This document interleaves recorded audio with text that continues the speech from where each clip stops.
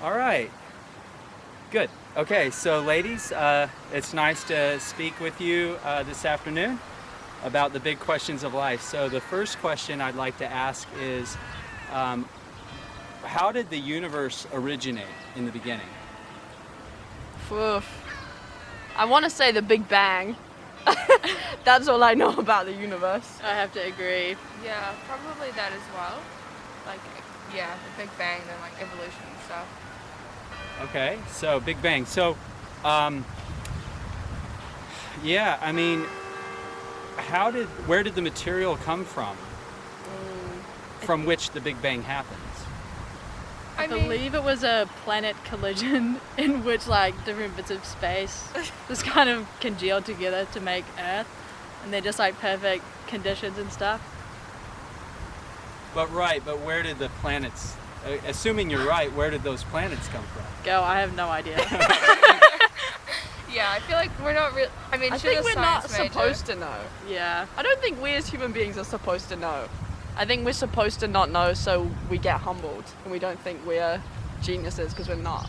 Yeah, I don't really see I don't feel this super big desire to know where the universe came from. Like, I know some people do, but like, I don't know really how it's going to change my life knowing. Like, I'm just happy living my life. Do you know what I mean? Yeah. Yeah. Okay. Yeah, I agree. I don't really know if we'll ever find out, or if there is like a real need to find out. I think probably we should focus our energy on like the problems that are happening within the universe. Do you think we are here by accident or by chance? Because that is kind of an important question. Or maybe not. Maybe you're saying it's not, but most people think it is. Because if we're here by accident, then there's real, well, I don't want to put words in your mouth. He didn't follow the mask rule. I think accident. I think like chance is like, I don't know. I don't really know the difference like between accident or chance, but maybe like it was always supposed to happen. So that would be purposeful. Yeah. Like maybe, I don't know. I can't really imagine, I don't know. I don't really know anything about anything. I'm not gonna lie. Well, I mean, it has to be, in my human experience, okay, I think it can't have been a purposeful creation because it's shit for lots of people. Yeah. So if you created this on purpose, you got to be messed up a little bit, or you created it and then you forgot about it, and now you just made a mistake. You forgot to come back and like wrap stuff up, Yeah, true. pull the plug, if you will. So if God exists, he either messed up or... He's either not all powerful or not all knowing. Okay, good. That was Epicurus, the Greek philosopher who said that. Okay, it's a common argument. What do you guys think? I think probably there's some element to chance, like up to chance, because it is kind of crazy, right? Yeah. Like, how did we? Something magical probably happened. I don't know. Okay, so Yeah, but chance plus magic. I don't think that someone like put us here, if that makes sense. Like, I don't think it was really anyone's like prerogative to create the planet. I think it just kind of happened. Have you heard of the fine-tuning argument? Yeah. So the fine-tuning argument is pretty strong evidence that there's a fine-tuner. Yeah. For example, we're just the right distance from the sun. Our solar system is just right. The moon's distance from the Earth is just right. The oxygen level, pretty amazing stuff. So, I mean, does that lead to a conclusion that God exists? No. I think there are some arguments, especially like in a lot of my classes, we've talked about arguments about whether, like, if there is a God that exists, is he like giving us all this information because he thinks it's good, or did he create this information? Like stuff like ethics and all of the big things in the universe. Is that like inherent to God, or is God, if he exists, giving that to people because it's good? So I feel like even if God does exist, that doesn't necessarily mean that he created everything and that everything came out of his head. Maybe these things already existed, and a lot of these like big universal concepts existed, and he just thought that they were the I guess, best things for humanity. Okay. So Yeah. he's not all-knowing and all-powerful. He's not the source of all things, but he's a super natural being. Yeah, maybe. Okay.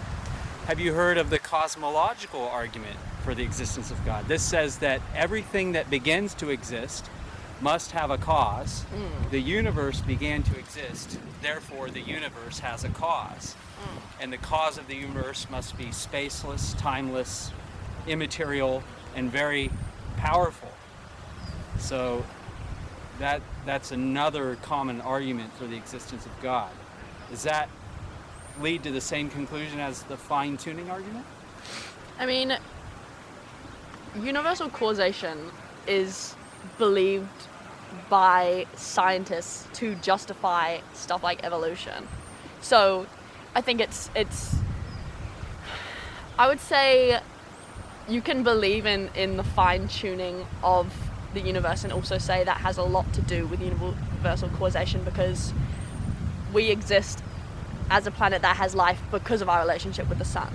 So that's our relationship with the sun is a causation of how we got this fine-tuning or this perfect world for us to live in. Right. But the law of gravity, the gravitational constant, would be in a different category. Because, yeah, But- if it were off by the smallest degree, But then is the question like, is it the question being like, oh, we're like the sun is this amount of distance from the earth, therefore there must be someone that made it? Or is the question, or should you think about it in the way of like, we're only here because the sun is that far away from the earth. Yeah. We're only here because gravity exists. the problem with that is it's not just one thing. It's I know not that. just the distance. It's like hundreds of things that are just right. So Right. that kind of ups the ante, or adds proof upon proof that there seems to be an intelligent designer behind things. DNA is another argument. The fact that DNA is a language, to our knowledge, language only comes from an intelligent mind. But I think that argument that we must have been designed also makes the designer look like a dickhead in lots of cases, like completely. I think the argument from evil is the most convincing argument about God, because you cannot, there's no person on this earth who's ever going to convince me that every evil thing that has happened, had to happen. Because I think it's literally the things that happen to people are completely senseless. So I will never believe that if there is this intelligent designer, why put so much time into, as you say, creating us exactly for purpose and creating everything to be right, and also creating cancer and poverty? I just think it's just completely incompatible. If you're going to take this time to design something, you're not going to want everybody who lives there to suffer, which is the case in a lot of places and for a lot of people's lives. Yeah, and I feel like you made the comment about like a lot of things being perfectly right, like DNA being like a language and gravity and the distance between the sun. But there's also like a lot of things in our world that aren't right. And it's just like, how do you explain that? Do you know what I mean? Like, a lot of stuff just doesn't go right, and a lot of stuff you just... Can you give me an example? Oh, I mean... COVID, maybe. A lot of disease? Yeah, Any disease. People just get sick out of nowhere, climate change, a lot of like things that happen in our world that we're having to put a lot of effort into fixing, and like it's just like tough. A lot of the stuff that we don't really have a lot of answers for, and it's just, yeah. I just feel like if the world, I'm not saying the world wasn't designed by someone like a fine tuner or whatever, but I think it's kind of like naive to assume that if someone did like design our world, that they did it to be like this perfect universe, because it's like far from it. Okay. Yeah. I don't believe in like this whole divine plan thing. Even if there was someone that created it, I don't believe that everything was construed for this like miraculous plan that, yeah, I don't know. Yeah, I guess when you mentioned the thing about the atmosphere being perfect, it's like the atmosphere has not always been like this, and like humans have changed it, and oxygen wasn't just around, like if cyanobacteria and stuff started making it. It just didn't happen like this, so it's kind of weird to imagine that a divine person made the earth not habitable for humans and then decided that they would like create this little thing that would make it habitable for life. It's just a little, like, there were so many steps that probably wouldn't needed to have happened if someone just like snapped their fingers and threw it all together. Okay. Yeah. Let's go to another kind of the next sort of subject, and that's ethics. Do absolute good and evil exist? And if so, what is the source of absolute good and evil? We actually are doing ethics right now. Cool, not cool. me. I'm not- Perfect. I'm not What doing is your majors? I'm a law and politics student, but I do a lot of philosophy, and she's a Wow, I yeah. come to the right people. She's a philosophy, politics, and economics student, and she is geography and ecology. Yeah. Wow, this is Yeah. amazing. What year are you guys? Our First first year. year. Okay, Yeah. perfect. Okay, so ethics. You've thought a lot about it. You've read the textbooks. Yeah. What do you think? I mean, if you're arguing that there is an absolute good or an absolute evil, you have to give an argument as to why it's an absolute good and why it's an absolute evil. Agreed. Like, there has to be some kind of reasoning behind it, and I think a lot of the arguments, I don't know, what do you think? I mean, yeah. I mean, absolute good and absolute evil, that is a concept most people will never be able to wrap their heads around, let alone apply it to their own lives in any way. Yeah. But don't we apply good and evil to our lives every day when we Totally. make judgment calls? But nothing no choice we can make will ever be absolutely good or absolutely evil.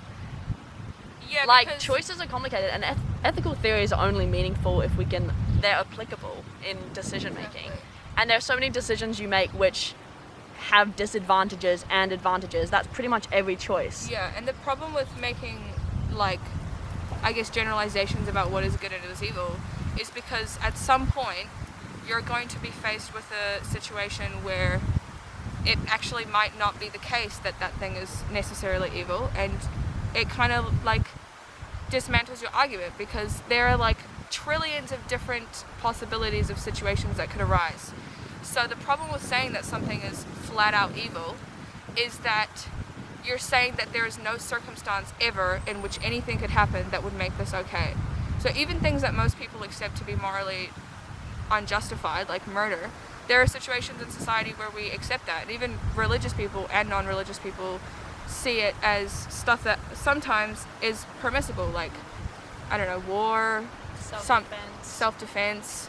A lot of countries still have the death the penalty. death penalty. So I think, I mean, you could go out on a limb and say that every single instance of murder is morally unpermissible, but you'd kind of have a tough time arguing for that because you just can't predict what situation is going to occur and what kind of things are going to have to happen. Well, so I'm a lawyer. Oh yeah. Yeah. So in the law, and this is true in every country, there are general rules and then there's exceptions. Yeah. You know, I've prosecuted crimes. Yeah. I've been a prosecutor. And so, you know, sure, there's the defense, self-defense. You know, there's various defenses and alibis and things that you can say if you're representing the defendant in a criminal trial. But at the end of the day, murder, you have to define it too. Exactly. Taking human life, if we say taking a human life or ending a human life, there traditionally have been justified reasons for that. Self-defense or capital punishment in some countries. But if we define it as or if we say something like it's always wrong to murder someone or to take someone's life just for the fun of it.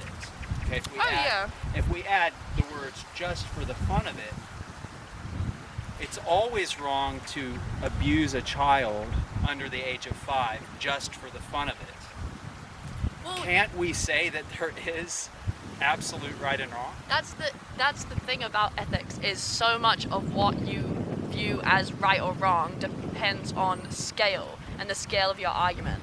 Like, we can get really specific with stuff and say it's wrong to punch people in the face if they pull the finger at you and hate your mom. And a lot of people would agree with that, like, whatever. But when you create general rules, there's always going to be places in society where people don't feel that those fit for them. And not to mention, so many philosophers who are said to have created these general rules and these awesome theories are just old white men who don't understand the experiences of people who aren't like them. Yeah, and I think that But wait. But murder just for the fun of it. I don't know of any culture where that was okay. I don't know if that's necessarily white imposing a rule on all non-whites. I think she's trying That to. seems to be a universal human. I think she's trying to say that you can't make a very specific example about one ethical problem, like whether it's fine to murder people for the fun of it.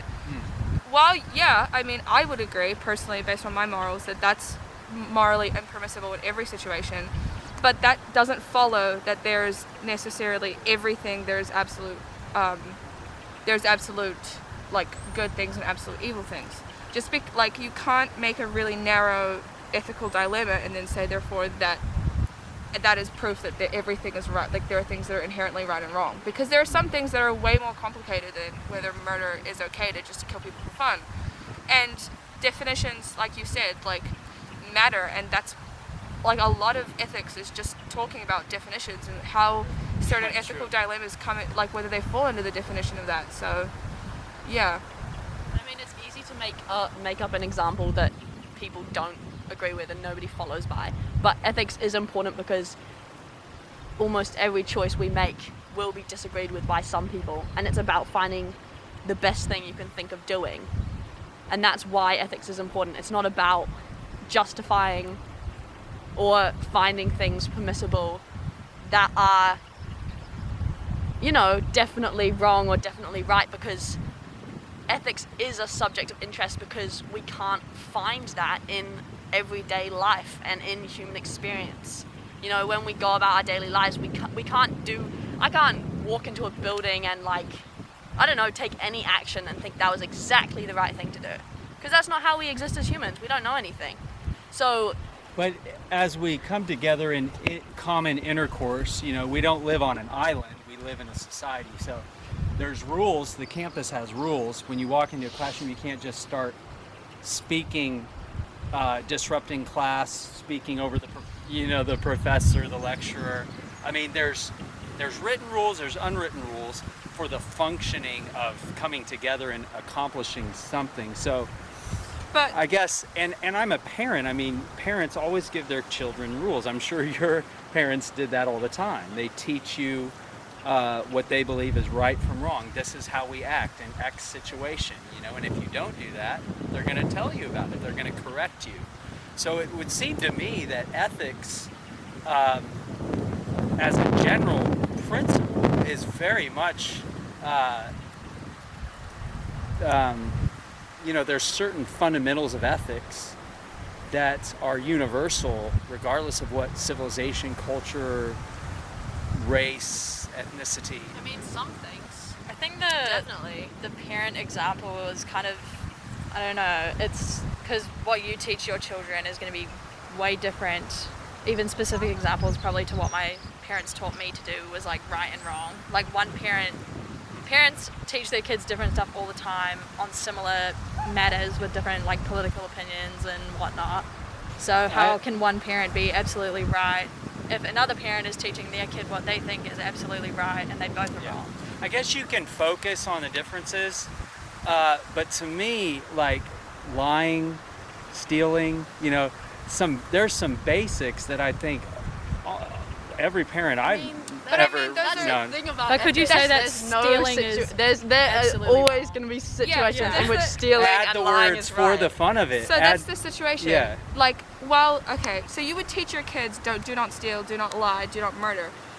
Those are guidelines, and those are rules, and those are things that people should follow. Generally, Should. people So follow. you add a should. Yeah, I agree that Ought. I do agree that people should follow those rules, but it's a completely different thing to say that it's always wrong to do those things. There are so many ethical thought experiments that are done in philosophy, there's a really famous one of the guy whose wife is dying, whether he should steal the drugs from the pharmacy or whether he should let his wife die. That's a really famous one. And it just proves that even though we should generally follow those rules, and that's why these rules exist in society, legality and rules are not the same as morality. And that's why we need these arguments about, like, in these really tough situations where no one could predict, what do you do in that situation? That's why ethics exists. It's not, I don't think ethics exists to point out the obvious and say, hey, you shouldn't murder people for fun.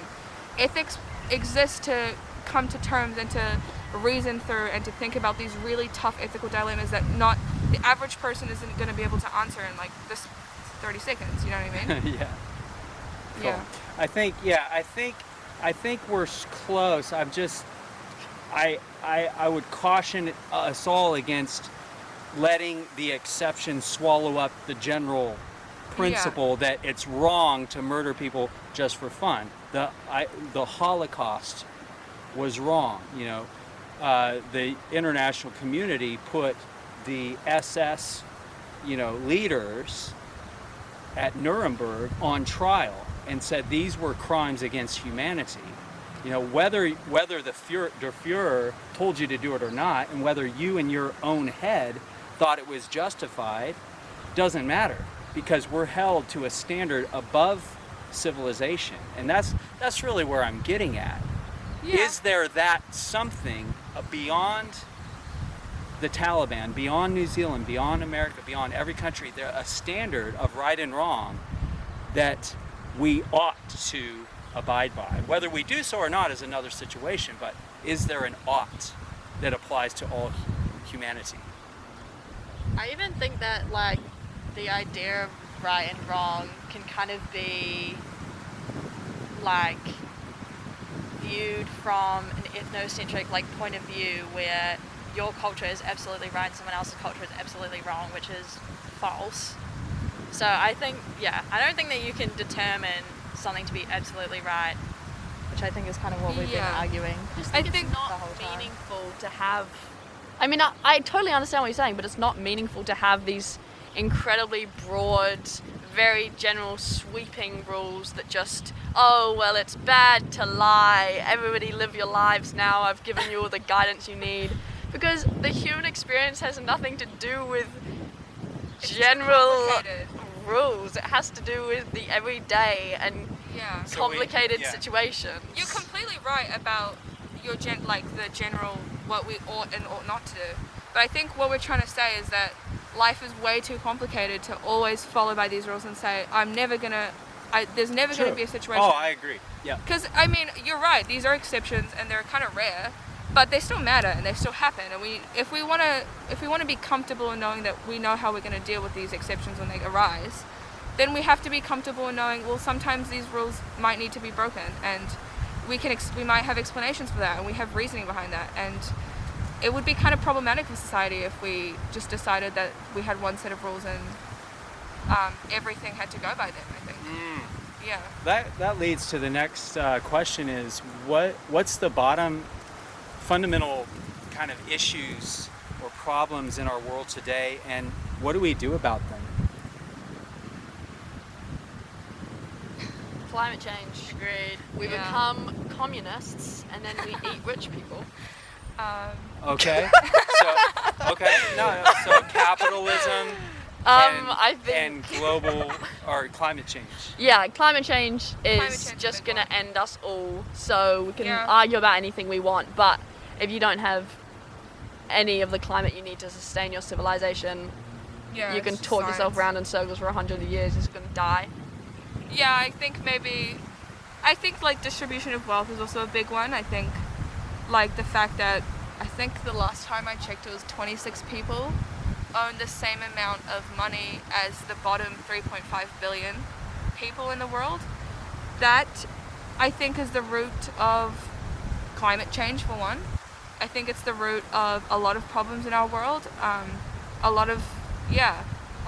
Classism, poverty, the state of healthcare in a lot of countries. I think that's a lot of the problems is the way that we're organized as a society and how it's not fair for everyone. Yeah, I think climate change is a massive problem, and how the effects of that are going to unevenly affect people. Like, people who aren't really contributing much to it are going to be the first people that, like, islands are going to go underwater and they won't have anywhere to live. And I think that lots of, I'm going to generalize and say, like, older people aren't really listening to what youth are saying, and they're not taking us seriously because they're going to, like, move on, right? They're not going to be around in 50 years when there's famine and... But they should care. Yeah, well, Yeah, they obviously. should. Well, That's whoa, like... whoa. I just said should, and you just agreed with me. Do you realize you just brought in an ethical good? But Well- what? Whoa. How is Well, that do an you absolute care about... good? Because I don't think that not caring about climate change necessarily is an absolute evil. I just think that if you don't, then you're a dickhead. I was being And, facetious. yeah. But you're saying people should care. Well, yeah, that's like if I, as an individual, have decided that I don't mind what happens to the planet because I'm not going to be around to suffer the consequences, then that's really messed up if I'm the one who's contributing to that collapse. Yeah, why should I care? I'm not going to be here. Well, because you have children who are going to What suffer if the I don't? consequences. You just told Well, me. You told me earlier that you did. Yeah, but I guess I'm playing the devil's advocate. A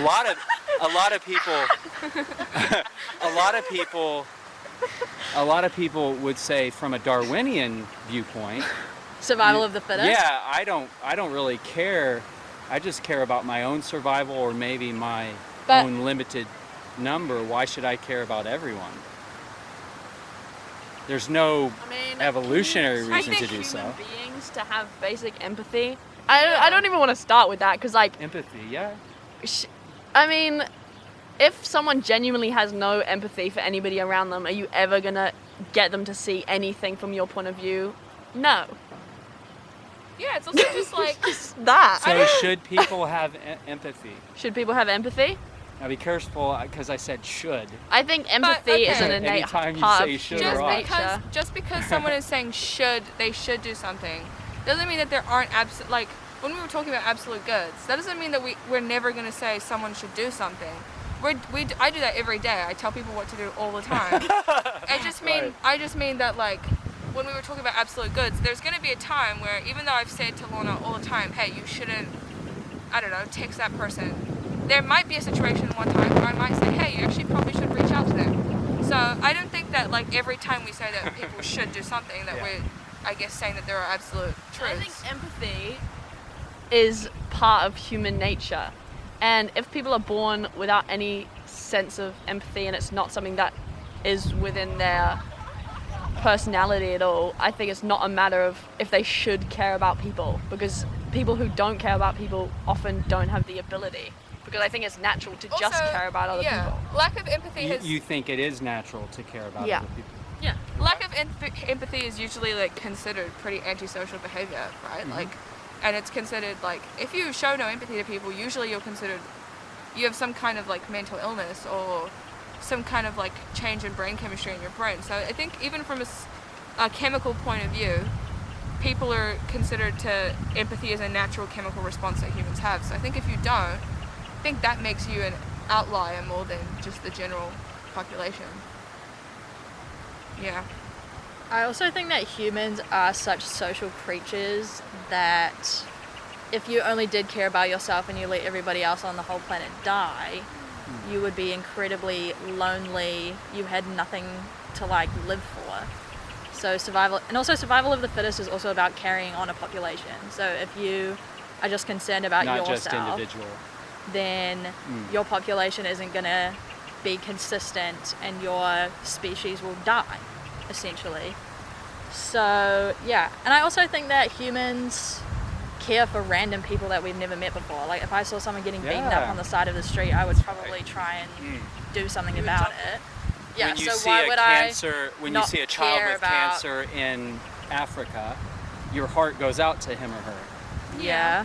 because there's a common Because we're all humanity. people. Yeah. So I think that saying that if you only cared about you and your immediate relations, I don't even think that anyone is like that. I think everybody cares for Yeah. lots of people. That's pretty around amazing. them. Do you think that comes from evolution? I think we did rely on each other. to care for each other and support older generations because they have our culture and they tell a lot of stories and stuff, right, that happened in evolution. They started caring for older people, which had no beneficial anything towards survival of the fittest because they're old and dying. So why would you care for them if all you care about is putting your resources into the young people who are going to carry on? The only reason that you would care for those people is because you have a connection with them and they've taught you things and they have other stuff to teach. Yeah. So, Well, I mean, let's ask another question. How much time do you have? I don't want to take you beyond. Because I'm having so much fun, eh? Right? What do you think? You could probably be here for like a bit longer. maybe like Okay. 15 more minutes. Yeah. 15 more minutes? Okay. Well, let me just go on then. What do you think realistically is going to happen to our planet and to humanity? We're going to be wiped out by climate change. And then everyone will forget that the human race ever existed because of our selfishness and greed. Thank you. So realistically, that's what. Okay. I mean, yeah. I mean, I like to think that everyone's going to turn around and be like, we should all care about the environment and care about each other. But I think because of capitalism and just like Laura was saying, wealth distribution, doesn't seem likely that people who hoard billions of dollars feel like helping out with anybody else. Yeah. So I think we're all going to die. Yeah, it's probably. I mean, yeah, you could kind of have like an optimistic view and be like. I mean, I really hope that like us as a humanity, we like climb out of the hole of climate change, and we find some way to like fix the environment and not all die. But I mean, there are people that just show that they don't care at all, like not even a little bit. I mean, like billionaires who like pump CO2 into the atmosphere, they could not care less about what they're doing to the environment. And us as a population, we're, you know, buying metal straws and recycling and trying to do our best to not, to, I guess, do our part in saving the climate. But these, like, you know, oil typhoons, these people that the biggest contributors to climate change, they don't care. So I think it's kind of hard to have an optimistic outlook when the people that don't have the resources to put so much into it are trying their best, and the people that could actually solve these problems are more interested in money and in capital than they are in, you know, our world. Yeah, I think that, like Laura was saying, we can do individual things, and that is positive, but it is so hard to remain optimistic when it's the systems that need changing and the governments don't listen and they're not really doing much, and the systems are so embedded in our society that it is going to be hard to change them to fix the problems. And I also think that when people like playing the devil's advocate is like not what we need. We just need like system change, and we need everyone to do their part, and we need people to acknowledge the issues instead of like deny them, to start conversation. Especially people who can recognize that they've been maybe the perpetrators of probable problems, to just have the courage to be like, yeah, I'll hold my hands up and say I've been doing this thing that I shouldn't have been doing. Because I think people are kind of resistant to admit that they've done something wrong because they think they're going to be like crucified for it. Yeah, and I think we need to be more accepting of just like people wanting to change, because it will benefit us, because they're still like living on this planet with us. Yeah, exactly. And like so many people still deny that man-made climate change is real. Like a lot of people don't think it's real. Like a lot of them are like, oh, it happened naturally.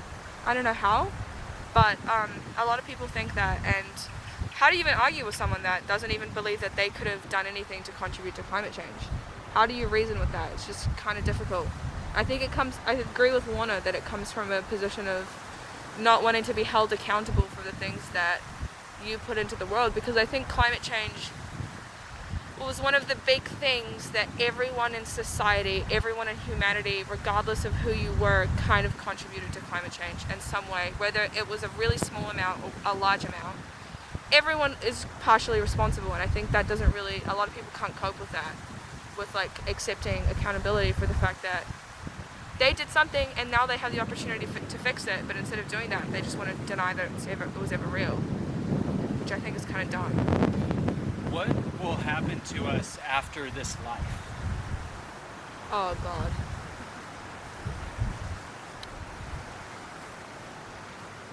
Nothing.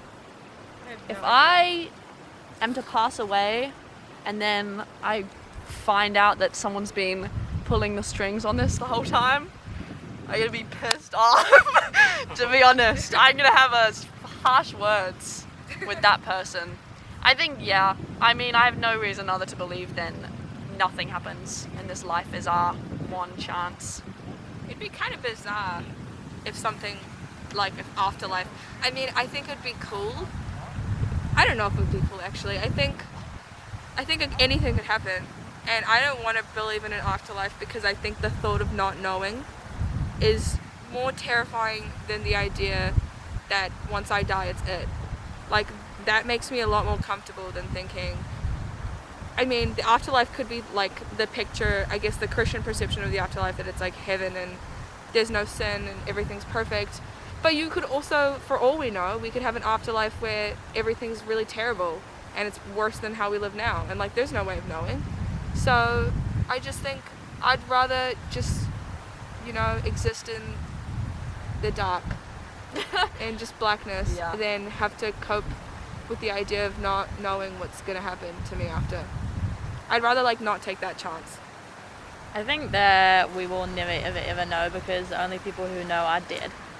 True. We can't talk to them. And they can't tell us their stories anymore because they are dead. And Has anyone ever come back from the dead? well, people get resuscitated all the time. One time my dog had a seizure and I'm pretty sure her heart did stop beating, but then she stood up a couple seconds later. So I guess she might know, but again, she is a dog, so I'm not really so sure if I could There are a lot talk of to her about it, and she is probably dead now. Yeah. So. Oh, sorry. There are a lot of near-death experience reports, like thousands of them, that talk about a white light, which is interesting.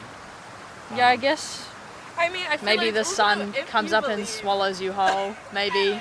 If you believe in that, it is a self-fulfilling prophecy, isn't it? If something happens to me and I think, oh my God, I'm in my last moments of life, and I'm also a believer in, let's say, Christianity and heaven, then I probably am gonna see something white coming towards me because I'm expecting that. I'm dying, and that's what I always thought would happen. Yeah. Right? Also, I just feel like, if you think about it, people, like psychologically, people like make up stuff all the time. And People honestly, lie. people, no, like not even because they want to lie, just because like they, I don't know, they just like create stuff. Like it protects them. Like it's, I guess, a human nature to just like invent things to make your life more comfortable. And I'm not saying that the white light stuff is like completely wrong and that didn't happen to those people. I am just saying that it would be completely normal when you're going through something incredibly traumatizing like a near-death experience to see something like that and to believe that it was real and it not being real. And to not believe you were gonna die, to believe that someone was taking care of you in that Yeah, moment. it's That's like so- completely healthy and normal, and I don't know if it's true or not, but even if it isn't, like I don't blame those people. It's just something that happens sometimes. And last question is, what's the purpose of life? To make it as painless as possible. Avoid pain. To live, try and make your experience here not awful. And lots of people can't do that. But if there's a point of anything, I don't know, haven't found it yet. I think about this a lot. I don't know. I think As you would as a philosopher. oh yeah, I don't know if I'd call myself a philosopher, but I don't know. I think like I could be wrong, but I think as long as you're like trying to live a happy life, and in doing so you're not disrespecting other people or hurting other people, I think that's as far as our purpose is. Like, I don't really see a purpose other than to just simply be happy and not treat other people terribly. Like, I don't think your happiness should, I guess, tramp on other people's well-being and happiness, but I think as long as you can live a happy life without hurting other people, I think that's the best possible thing you can get in life. Yeah, I don't think that you can put one singular purpose of life onto every single person in the planet, because everybody's living with such different resources and availabilities, and I think that my purpose in life is probably way different to someone else's purpose in life who doesn't care about the same things that I do and who had different opportunities when they were growing up. So I think that it's kind of impossible to say, like, why. What would you say, and you don't have to answer this, what would you say your personal purpose is? Well, I do really want to be happy, and I think changing something and making it better for the next set of people that kind of come around is my purpose. Okay. Great. Can I share with you another point of view just to give you something to think about? Always. Okay, cool. So, I don't know if you picked up on this, but I am a Christian. I Yeah. did guess. No way. Is it pretty obvious? Yeah. From the questions that I asked? Yeah. Yeah, fair enough. It was Well, the devil's advocate thing that got Yeah. me.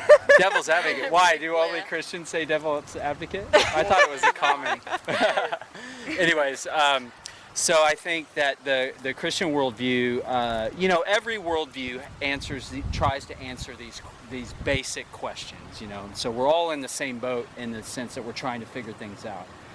I haven't always been a Christian. I was pretty much agnostic before I became a Christian at 23.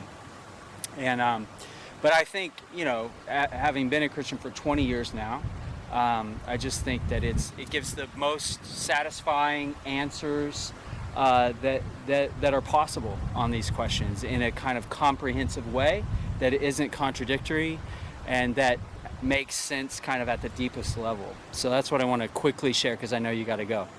But so the first question I asked was, what's the origin? And the Bible says that God is the origin. He's infinitely powerful and perfectly good.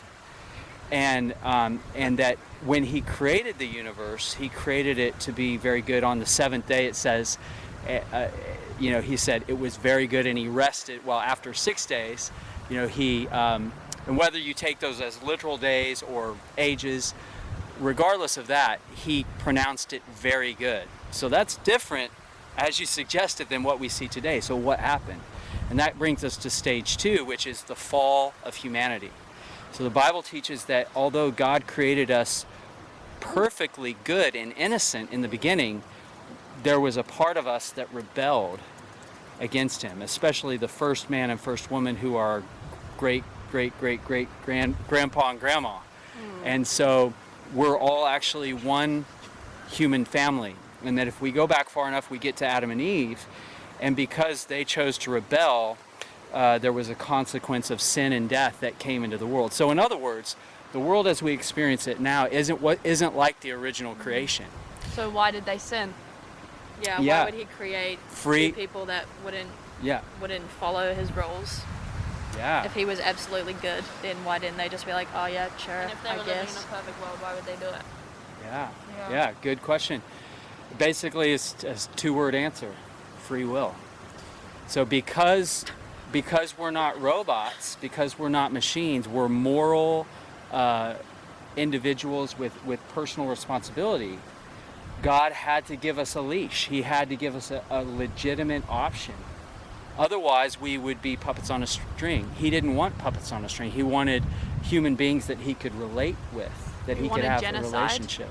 He wanted personal choice that led to the suffering of billions of people every day. Yeah, when Adam and Crazy to Eve me. were expelled from the garden, they were devastated because they had realized what they had done and the horrible consequences that were the result. And so, yeah, human history is a horrible indictment against us because all, the perfect God, we've gone off of the path, And so, the good news though is that We can get back on it. we can get back on it. Yeah. That's right. And but not on our own, and not through trying to keep a list of do's and don'ts. Rather, it's through a person, a special person who God would have one day send, the Messiah. Okay, and so right after Adam and Eve sinned and rebelled, God came to them, he told them the consequences, and then he said, but one day, keep your hope, because one day the Messiah will come. That's and just like, Could I be the that's Messiah? teasing then. That's like rude and like, just be like, so you really made this huge like fatal mistake. Heaps of people are going to suffer because of what you did, but one day eventually I might send someone to save you. No, not I might, I will. Yeah, And so why hasn't he done it already? Think about how much suffering is going on right now. It's so dismissive of people's real problems to say, just hold on, like someone's coming to save you. Because maybe no one is coming to save them.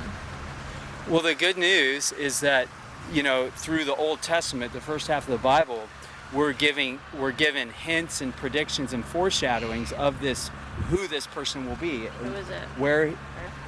Is it me? Yeah. Is it her? Oh my god, no. No.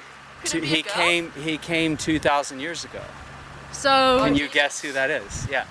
Okay, but so much suffering why has is it happened still since happening? Yeah. Because basically we rejected him when he came. He came to bring in this kingdom, this new way of life. And that's what you read in the Gospels. The Sermon on the Mount is the way we were meant to live. Love not just your friends, but your enemies. The enemy of my enemy is my friend. Jesus said, love your enemies. He said, if someone asks to borrow your coat, give him your cloak also. He said, go beyond, do unto others what you would have them do unto you. Instead, he said, love your enemies, die. And so the bottom line is he was rejected when he came. And so he couldn't usher in the kingdom. He put it on hold. So if Someone God else is all coming. powerful, No, he's coming twice. So the first time he came, he eventually died on the cross. And the reason he had to do that was because our sins before God had to be paid for. God's justice had to be satisfied. So all that evil stuff that you're talking about, that comes from the sinful human heart. Greed, selfishness, ambition, jealousy. And when Jesus died on the cross, he took the penalty of all of that and paid for it so that we don't have to pay for it ourselves. So People are paying those still, not for the evilness they have in their heart, but for just random stuff that goes wrong all the time. And if Jesus does come back, is he just going to have to die again because we've done so much wrong since he was here the last time? why are some babies born without their brains? without brains. So lots of babies are born without skulls or most of their brain, so they die immediately. Yeah, it's a medical. What's that about? Yeah, well, so can I get back? I just want to finish the story because it might It might answer it. answer Yeah. that. So we'll go back to it. So basically, when Jesus came the first time, he was rejected. So he went to the cross, he paid for our sins, and then on the third day he rose from the dead. And that's documented historical fact. There's very good evidence that he rose from the dead. So when he did that, it shows that he's defeated sin and death, the barrier that came in to separate us from God way back in the Garden of Eden. He solved that problem and given us hope and given us basically a way to be restored. We all just said the to world was going to friendship end. It doesn't with sound God. super hopeful from our perspective. So the way we get the benefit of Jesus' death and resurrection is to trust in him. John 3:16 says, "For God so loved the world that he gave his only Son, that whoever believes in him will not die but have eternal life. So that means that if we trust in who Jesus is and what he's done, God will give us the free gift of eternal life. And that means an eternal life goes beyond this phase of existence. It goes on into the next. And so, Christians still die. Everyone still dies in this life. But eternal life goes beyond. And it goes into basically the next life. And so Jesus said, this is the good news. This is the gospel. Go spread the word so that all those who believe can have eternal life. And so that's 2,000 years later. I'm here to share the good news with you guys. And I did that by asking a series of questions and then bringing the biblical answer. Just so you can put what you compare and contrast. Yeah, you can put what you currently Compare. believe next to And what we could believe in the future. I hope, I pray that you guys do. Because in the end, the future is all good. Yeah. Well, It's gonna be biblically it's going to get really bad, then it's going to get really good. It's So, really roundabouts. Times are tough. yeah. So when Jesus comes again, he will end suffering. He will end evil. Why Not end it now? He's before it being happens? patient because Why? There's no point in if he is coming back.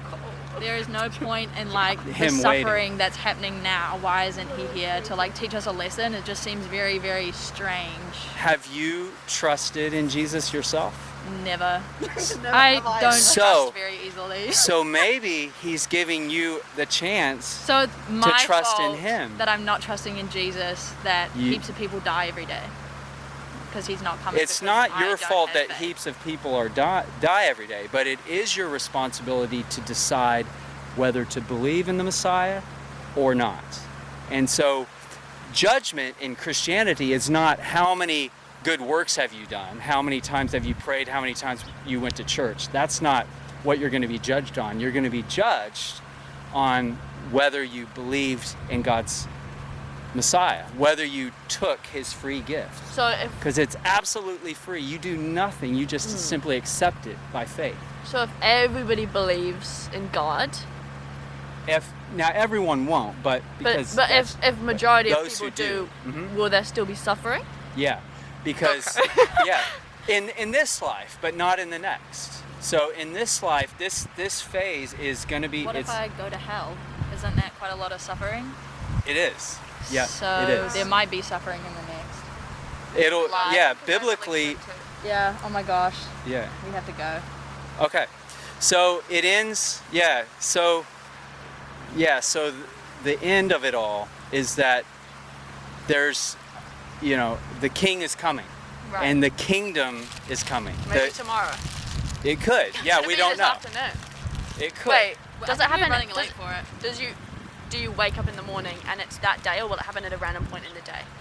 Or will it be the Jesus whole said, day? "Be ready." Oh, just any time. Yeah. Oh my So God. that Never. so that means that take it take it seriously. Yeah. No, I will. Read the Bible. Read what the Bible says about I do Jesus have a and about Bible, the future. so- Do you? yeah, I would actually any have of a you Bible. want a Bible? I I have got a one. small Bible I got one here. in my room. I have one as That's well, cool. actually. I didn't get Cool. one. Would you like one? Here it is. Can you sign it? Of course. Yes. Here. Thanks. Do you have a- Awesome. Uh, What's cool about it is if you're having a bad day, in Yeah. the front of that, there's some passages, like if you're feeling sad or depressed or anything, it'll give you a verse to look up that can be really encouraging. oh my god. That would be. You do Perfect have a lot of for bad us. days. Yeah. a lot of bad days. Awesome. Ladies, thank you. Thank you so We had this will be on Firm Foundation NZ, Thanks, so you guys. can. Yeah. You're going to be Wait, famous. There's a section here that says help with life's problems, and the first one is abortion. Firm Foundation NZ. Okay, when is it going to be posted? Next couple days. Okay, cool. We'll watch it. Okay.